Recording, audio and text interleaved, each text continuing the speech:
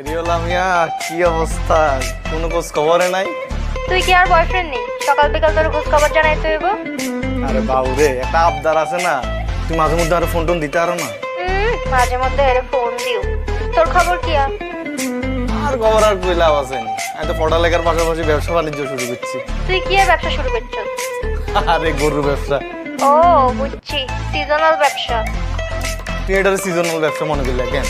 আরে পাগল, আন্ডা বেগুনে বিলি 10 লাখ টাকা ঢোকাল করছি। এই 10 লাখ টাকার গরু আনিয়ে ঢাকা শহরে পুরো একটা গরু, তুই বুঝল? অন্য গরু টরু লাগবো নি এবার? তুই এত টিয়া কোনায় হাইলি?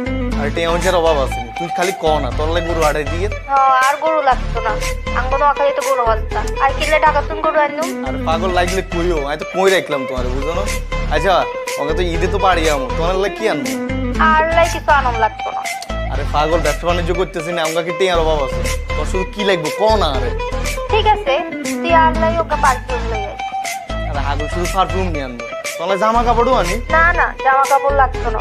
এর আগে দিতে অনেক জামা কাপড় কিনছি, অন্তে হেগিনি পরি না। আর জামা কাপড় দিয়ে কিনতাম, তুই ওকে পারফিউম আনলাই আই খুশি হই। আচ্ছা ঠিক আছে, পারফিউম আনবো। আচ্ছা কি পারফিউম আনবো ক না? তুই আর লাই গুড গার্ল পারফিউম লই আই। গুড গার্ল আনবো কেন? হট গার্ল নাই? ইকে হট গার্ল আনি। এরই তুই তো ঢাকায় আজকে 6টাতে গেছো। তো এটা নিয়ে আর করতে পারলাম কই, তুই তো আর সুযোগই দাও।